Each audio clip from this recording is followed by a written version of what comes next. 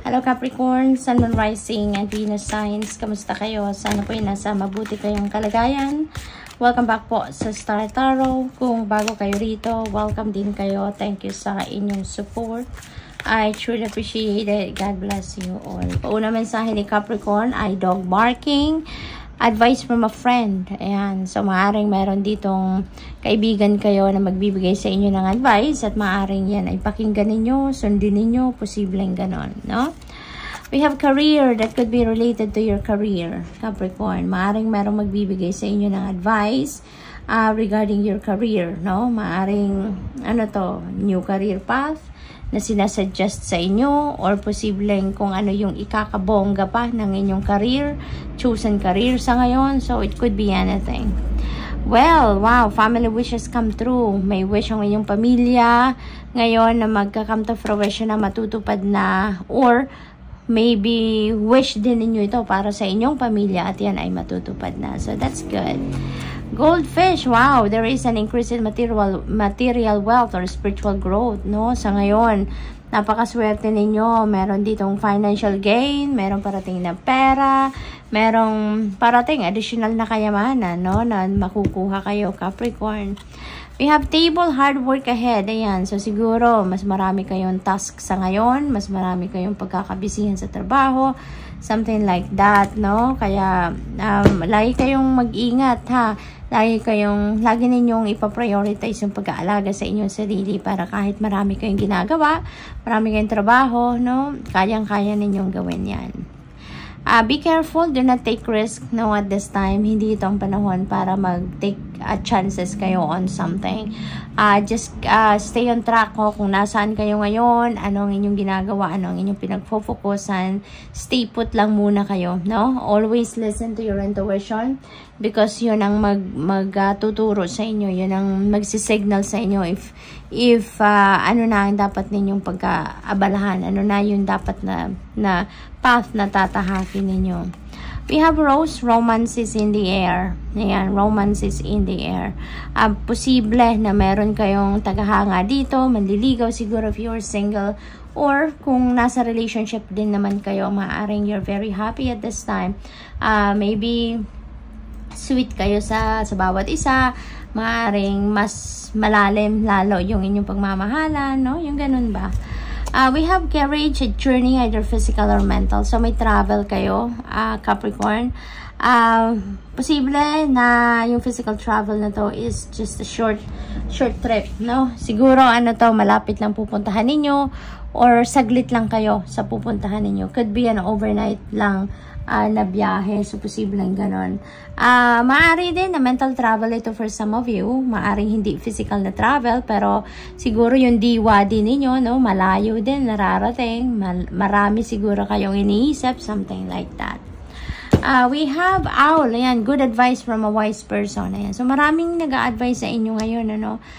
Siguro naghihingi din kayo ng advice, or siguro talaga nakikita din ng mga tao sa paligid ninyo na kailangan ninyo ng gabay sa ngayon, no? Maybe may mga kalituhan siguro kayong pinapamalas, kaya mayroong mga handang tumulong sa inyo at magbigay ng advice.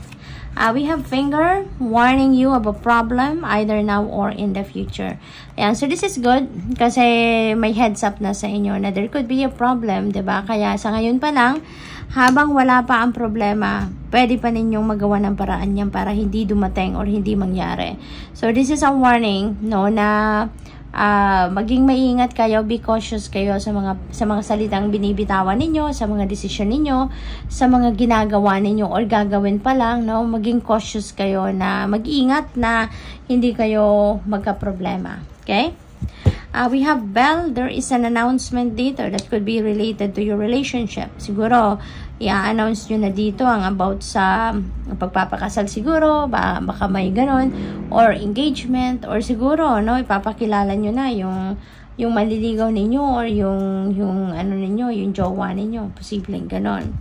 What else? We have inkpot, problems to be resolved. Ayan, so maaring may problema dito ang iba sa inyo, or maaaring magiging problema pa lang, no?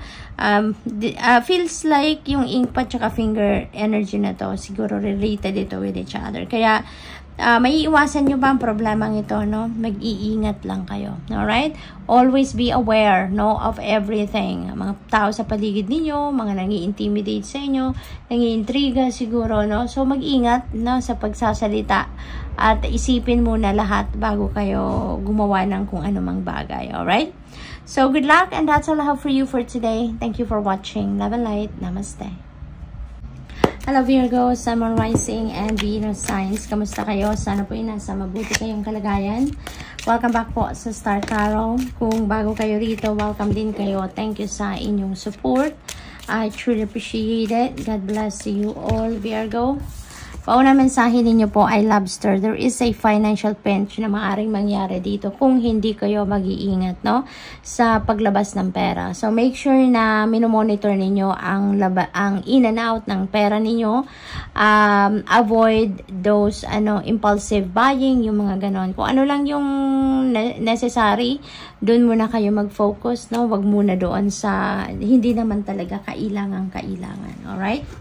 What else? We have teapot, deep friendship with someone of the same sex. Ayan. So, maybe may dati na kayong kaibigan dito na mas lalalim pa ang inyong pagkakaibigan sa bawat isa. Or, posible din naman na bagong kakilala ninyo. And, siguro soulmates kayo. Kaya, sa simula pa lang, no, in sync na agad kayo, on the same wavelength agad kayo, yung click agad kayo, and yung pagkakaibigan ninyo mauuwi sa isang malalim, no, na pagkakaibigan. We have happiness. Napakaganda naman nito, Virgo. Magiging masaya kayo. Mababalot kayo dito ng saya. So, exciting ito because there could be a lot of blessings coming your way. Kaya kayo magkakaroon ng bonus na extrang saya, no? Magiging maayos siguro ang lahat. Spare, heartache over what you no longer have. Ayan, so siguro malalagpasan nyo na ang period na to. Kasi maaaring meron kayo dito mga sama pa ng loob, merong sakit ng kalooban, heartbreak, no, na naranasan. But siguro for the longest time, nandito pa rin yan sa puso ninyo, even if that's already gone, no, hindi na yan parte ng buhay ninyo, nawala na nga, yung ganon. So most likely, makakaalis na kayo dito, kaya nga magkakaroon na kayo ng happiness, no? So, that's good. We have Camel, persevere and you will overcome problems. Ayan, magsikap lang kayo, magtiyaga, no? Stay on track, no? At saan ba? At mahahanap nyo din ang solusyon sa inyong mga problema.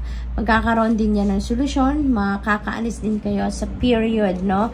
Kung saan nahihirapan kayo sa pagharap, no, or pag-solve ng inyong mga problema.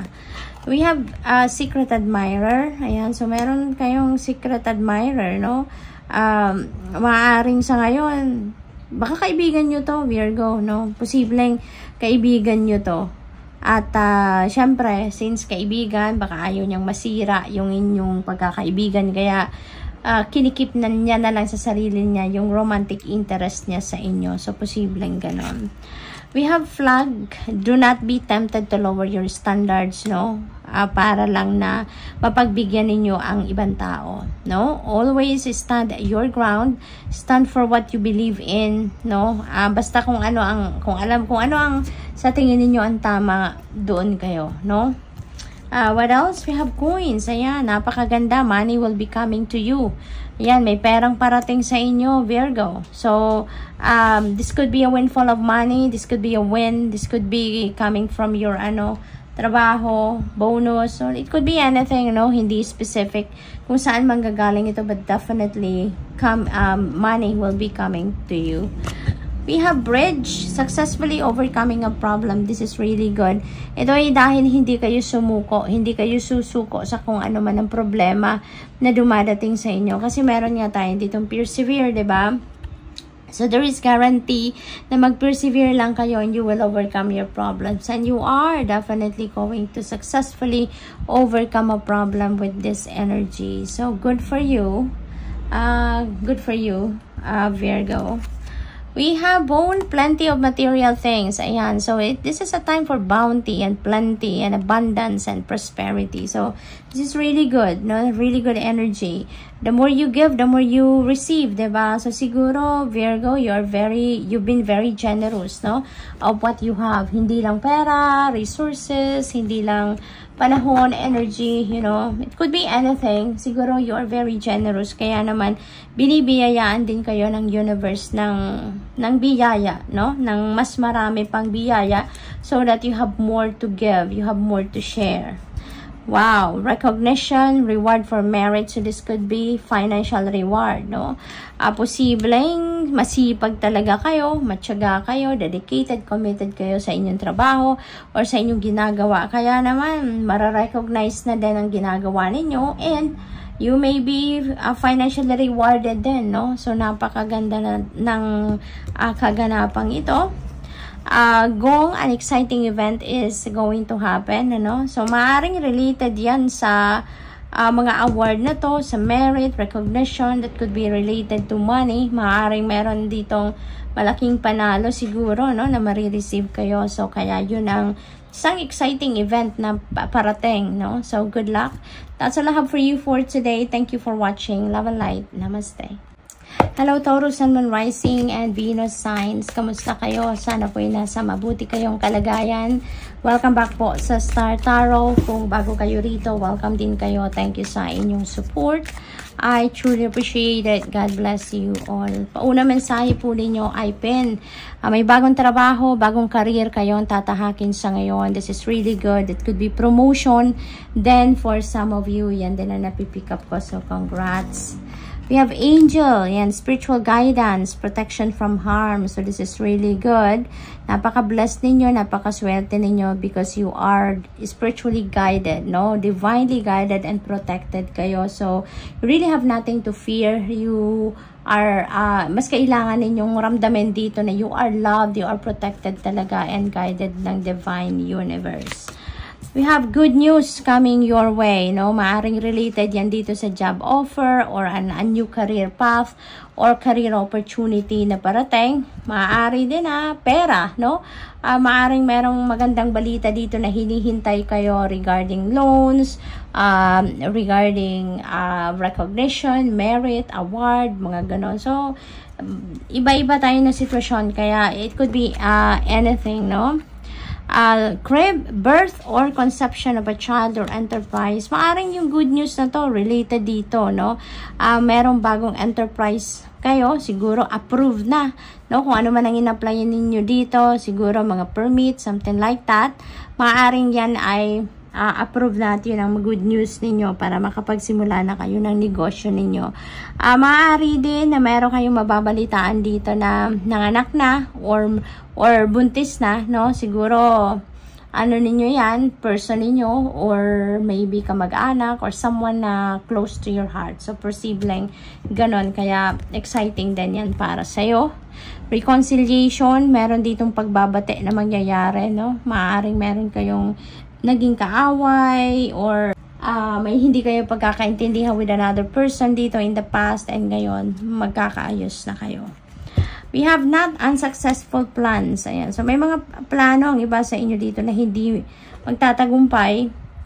It's simply because it's not for you, no? Kasi 'di ba, alalahanin natin na kung ano, what is meant for us, talagang yan ay dadating, yan ay mangyayari. Kung hindi yan para sa atin, that's not for our highest good, that is not for our best interest, if it's not part of the divine plan, kahit anong gawin natin, pagpaplano, hindi talaga yan magka-come to fruition. Because, pinoprotektahan tayo ng divine universe, no?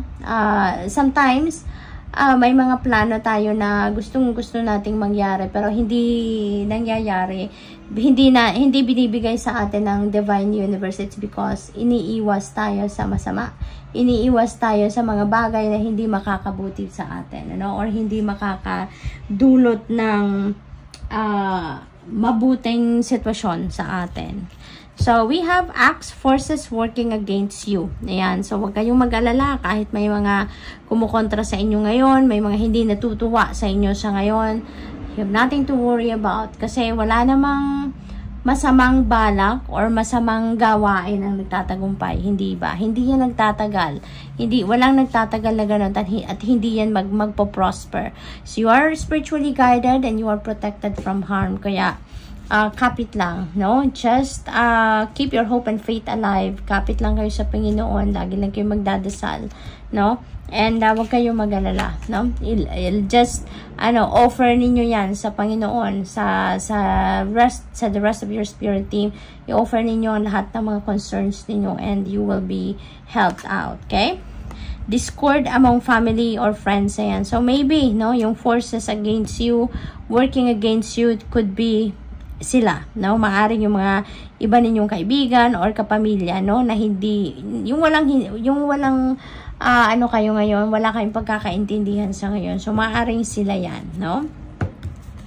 What else? We have muddled or unclear thinking. Naguguluhan ang iba sa inyo dito, Taurus. That could be related to anything. Maaring related yan dito sa sitwasyon ninyo, sa discord ninyo between some friends and family, or posibleng yung unclear thinking na to related dito sa unsuccessful plans. Kaya napakahalaga, no, Taurus, lagi tayong makikinig sa ating intuition, lagi tayong mag-tune in sa ating intuition and follow what your intuition is telling you. Yun ang napakahalagang lagi nating gagawin. Alright?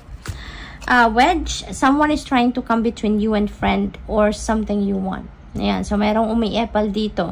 Maaring ito yung dahilan, ng discord na to between you and a friend or family member. Kasi maaring sila yung umiepal, maaring sila yung nagtatry na isabotage ka, maaring sila yung nagtatry na sirain ka sa iyong kaibigan or kung ano pa man, no? What else? We have hamak, taking vacation physically or mentally. Ayan. So, siguro, ito yung kailangan ninyong gawin sa ngayon. Magbakasyon muna kayo. Step back a little from what is causing you stress. Step back muna kayo sa lahat ng mga kaguluhang ito. At so that you can gather your thoughts, you can gather yourself, no? You can get back to your core. Nang sa gayon, pag bumalik kayo, you can bounce back talaga successfully. Na mas malinaw na ang inyong kaisipan, magkakaroon na kayo ng mas clear na direction kung ano yung tatahakin ninyong path dito. How are you going to navigate your situation? Posible din na magpapahinga lang din muna kayo dito sa pag-iisip. Kasi siguro natuturete din kayo, no? Dahil dito sa mga kaguluhang ito. Sa negative thinking, sa negative energy na bumabalot sa inyo sa ngayon. What else? We have candle. You will be shown the way. See, Taurus, you are really spiritually guided. You are so blessed. Hindi kayo pinapabayaan ng universe dito and the rest of your spirit team. There is a guarantee for you na ipapakita sa iyo ang tamang daan. So, it is extremely important for you to go deep within you. Magmuni-muni kayo, magnilay-nilay kayo. Put yourself in solitude, para nang sa gayon marinig ninyo ang divine guidance sa inyo. Okay? So, good luck, and that's all I have for you for today. Thank you for watching. Love and light. Namaste.